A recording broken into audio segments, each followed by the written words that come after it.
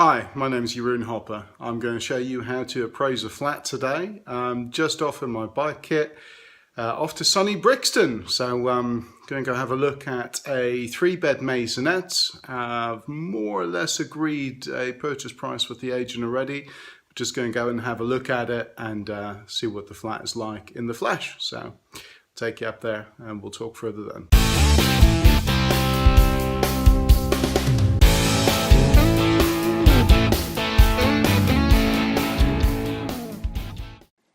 Right, well here we are. Welcome to sunny Brixton. It's not actually that sunny, but I am an optimist, so for me the sun is always shining. I thought I'd take you through the locale. So we're in this council estate. It's not looking the nicest, if I'm perfectly honest with you. There's a mix of smaller 4-story blocks, which are fine. So 2 maisonettes stacked on top of each other, blocks of about 20 flats. It looks to be like a little bit of communal gardens, a little bit overgrown and what have you. So this is the block where I'm actually looking to make a purchase. Block itself looks in good condition. Lots of satellites up. People like their satellite TV here.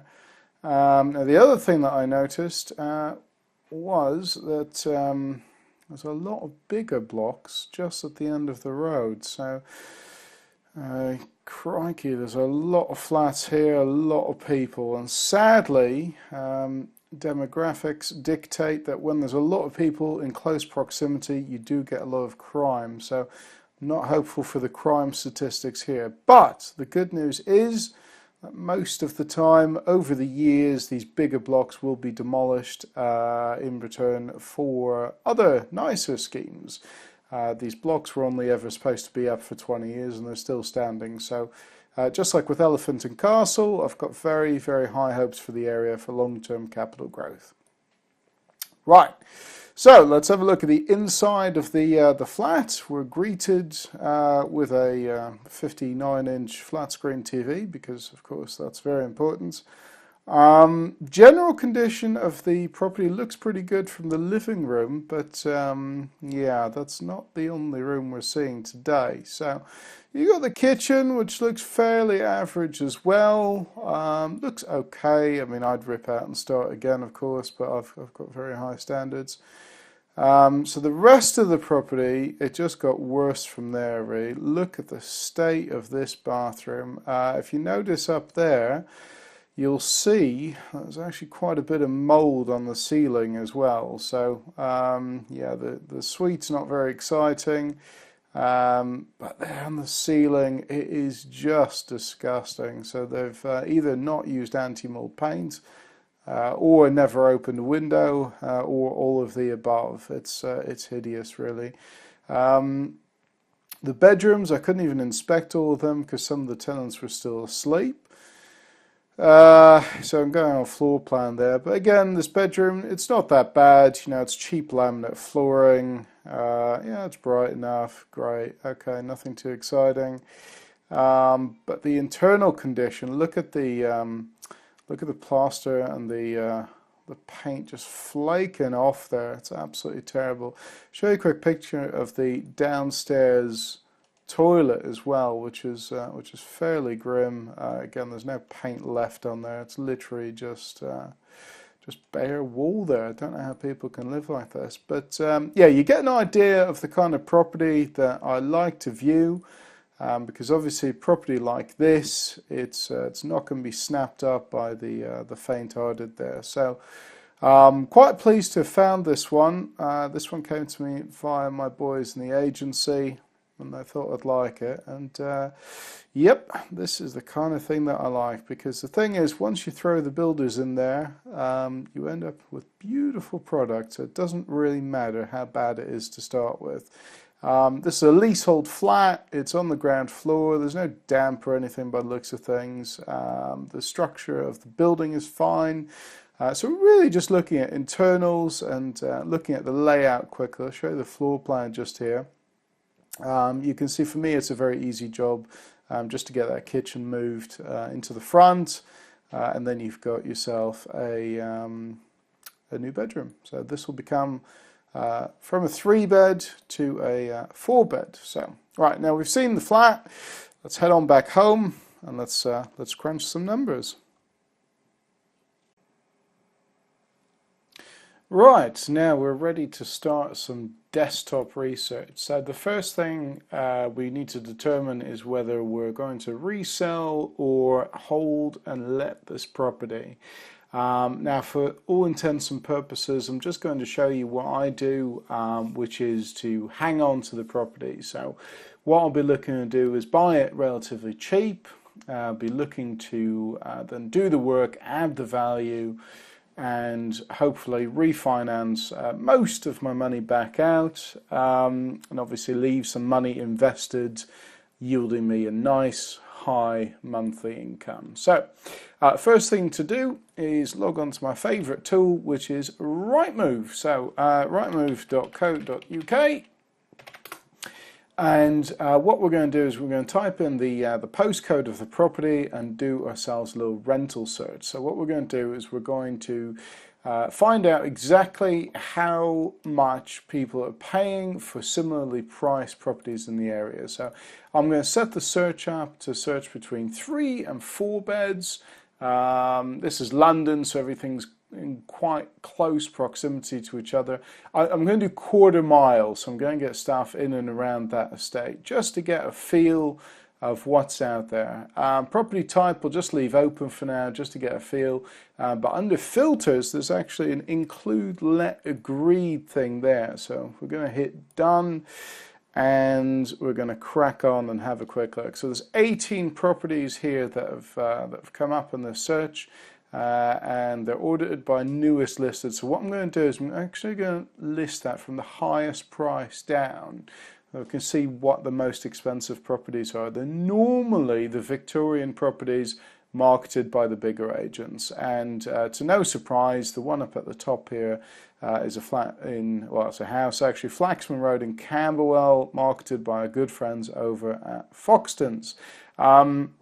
This probably isn't a good comparable because A, it's a house, B, it's Victorian, and C, it's on with a ludicrously expensive agent. You can see that it's only just gone on actually. I was just about to say it's probably been on for ages and not let. But they do tend to get very good money for stuff that's in their core sort of market. Right, what else have we got? 4-bed terraced house, that's no good. 4-bed flat. So that's 2,700, marketed by Black Cat. It's been available for 2 months. A bit of bottom of the market agents, Black Cat. So the quality, yeah, looking through these photos, average as you like. It's got an olive bathroom suite, nice and classy. Bars on the windows, cheap beds and carpets with ripples in it. Yeah, that is pretty rubbish quality. Building is quite nice actually. It looks like a sort of lateral conversion there, what have you, but there you go. Right, moving swiftly on, we've got a Cold Harbour Lane, which looks newly refurbished actually. Looks like it's got a decently nice kitchen in there, still some blue strip on there indicating that it is brand new, never been lived in, and the sofa still with the fire tags on. So this must be a new refurbishment. Clearly by someone with no taste, because that toilet looks out of the 19th century there. But pretty decent bedroom, built-in wardrobes. They don't bother lifting the blinds open when the photographer goes round with heart, obviously. Spend all that money on a beautiful radiator, but still can't get the photos right. But there you go. So this is a pretty good comparable. So you got, what have we got here? 2 bathrooms, 3 bedrooms. That's $23.50 a month.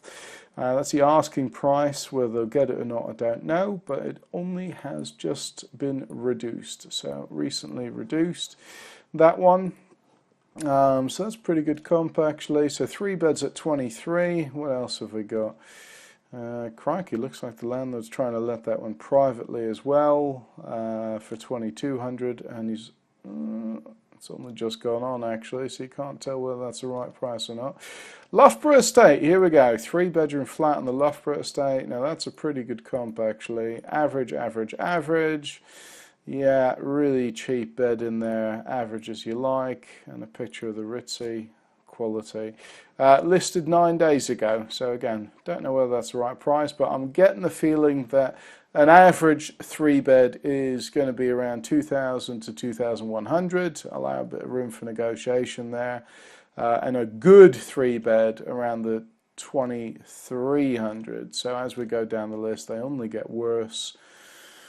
Yeah, worse and worse and worse. Okay, so no 4-beds, no 4-beds at all. So I really want to know if there's a council 4-bed which we can find. So let's have a look half a mile around and see if we can find anything. No, it looks like there's only houses.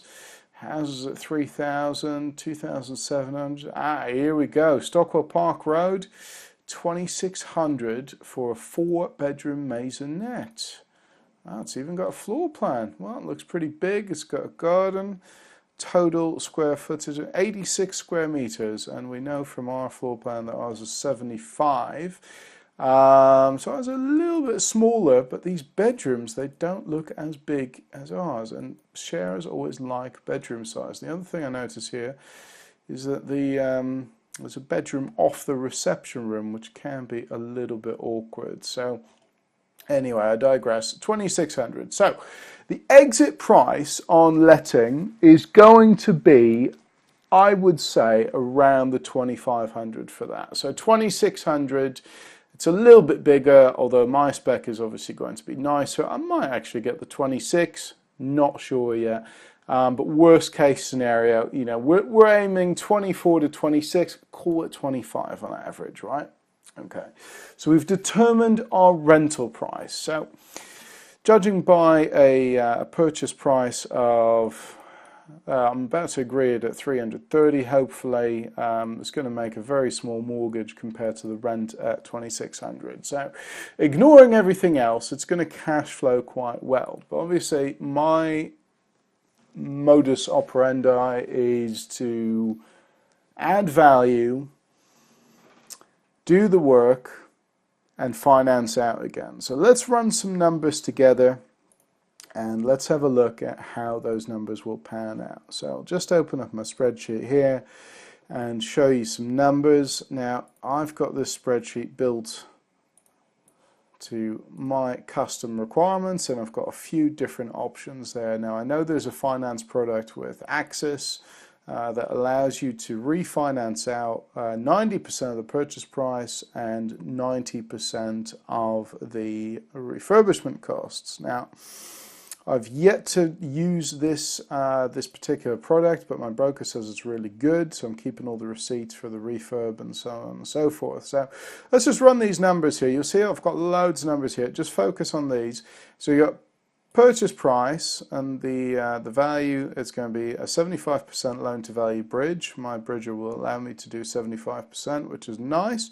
You do have to pay the legal fees and the interest up front and the stamp duty and so on and so forth. So the total number here in orange is 155,700. So that's what it's going to cost me to actually purchase this deal. So I would need £155,000 in my bank account to be able to buy this property, pay the interest for 6 months, and get a builder to complete the work based on my projection of a refurb cost of about £30,000 and £5,000 to dress the property. So I've done quite a few of these, and I can pretty much guarantee there's going to be spot on, give or take £2,000. So you can allow a little bit more in a slush fund if you want, but let's call it 155,700.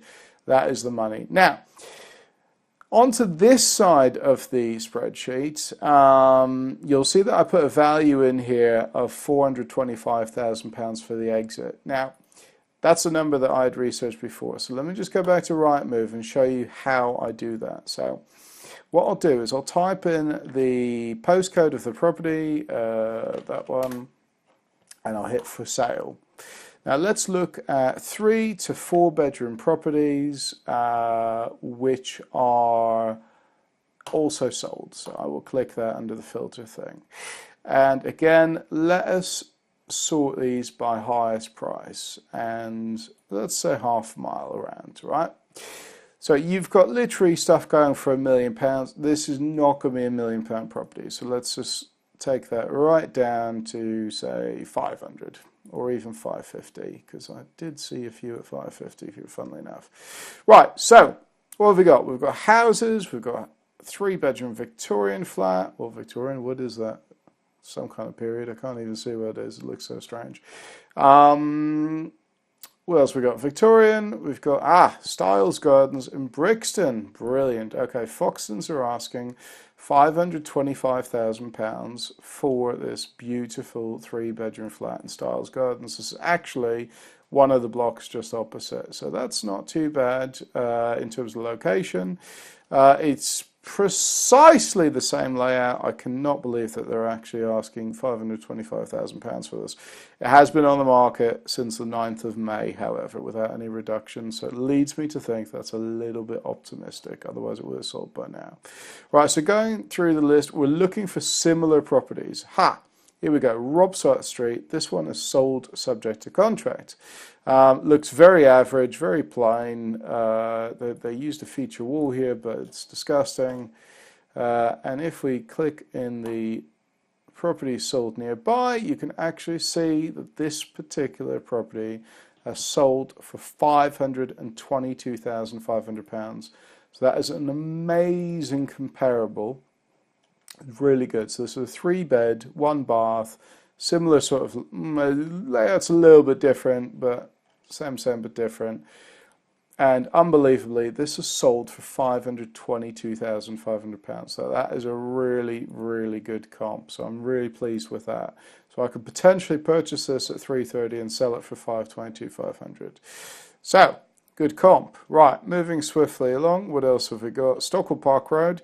Here's a 4-bed maisonette, and this is being sold by an agent in central London. Of course, you don't want to use anyone local with local knowledge or anything. It makes much more sense to use an agent from central London to come and show you property. Anyway, I digress. So yeah, 4 bedrooms here, 2 very small ones, awkward layout. They're asking £475 for this. Asking price is one thing just to get a feel, but really you want to go on sold prices. So here's another one, 475 Borough House. Let's have a quick look at stuff that's sold around there. No, nothing in the same sort of price that I'm looking at. What have we got here? Stockwell Park Road. Again, this looks quite nice actually. It's not my taste, but they have done a decent job. Similar sort of layout. Yeah. That's all right, and that's sold subject to contract for £475. It's not turned up on the land registry, sadly, so we can't really use it as a comp, but we're getting a good idea of stuff. So if I say to you, my exit price, worst case scenario, be £425, I think I'm being conservative there. I really do think I am. So there's, there's quite a few that are above that £425, even £450 mark, aren't there? So I'm quite confident in saying that I will finance out of this at £425, maybe even a bit more, who knows. But let's just call it £425, just in case the owner or the valuer rather has a bad day, and we'll see how we get on. So back to our spreadsheet. So we've entered £425 here on the right. What that does is on mine it trickles down and it shows me what my costs are for the exit, which is £248,000, and it will give me £70,000 back when I refinance that. So it'll leave £85,000 in the deal, 85,256 there. So I'll work out a couple of things: the rough mortgage rate that I'm going to be using, the estimated rent, which we said was actually 2,500, so 2,500 times 12. Gets you gross yield on your purchase price, which is nearly 8.5%. Very nice for those that are still using this metric. Lovely, 8.5%. Right, rental stress test, you want to be testing that as well. So I test that at 5.5%, and it works out as 171% of the mortgage payment at 5.5% interest. So that will pass the strictest of mortgage stress test, because As you'll know, you need to pass the 145% mark to be able to get a mortgage approved if you're buying in personal name, 125% rental coverage at 5.5% if you're buying a company name. So this passes both. So I worked out my return on investment, which is 35%, which is a gross figure. I like to work out the net. So I take my mortgage cost, my service charge, my ground rent. Now I don't have any letting fees, obviously, because I still own a letting agency. But let's, for argument's sake, saying you're paying 8% of the gross rent times 1.2 for the VAT, so you're paying 28.80. So that brings out your total cost of 14,449 and your monthly cost £1,200. So your cash flow on this particular deal, once it's financed out, it's just a shade under £1,300 at £1,295, giving a return on capital of 18.24%. Now, isn't that a lovely return? Now, I aim for sort of 15 to 20%. Obviously, the higher, the better. So if you start playing with that figure at the top, say you refinance at 450, it goes up a little bit. It goes up to nearly 20%, 19.22 actually. So some really, really nice figures. So this is how I appraise my deals. This one is for a hold and rent. I'll do another one in the future for a buy to sell deal if you like.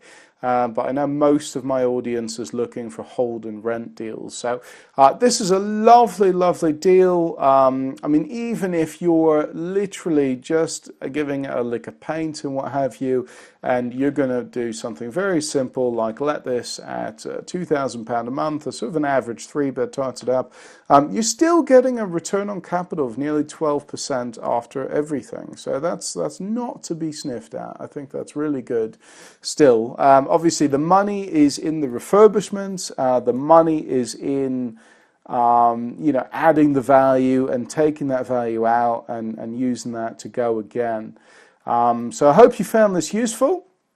I certainly enjoyed running through the numbers with you. And again, if you want to run through some numbers with me, feel free to email me, Jeroen at claphampropertyblog.com, or ping me on social media, the platform of your choice. And I hope to see you at the next Clapham property meet as well. So do come along if you'd like to meet me in the flesh. See you soon.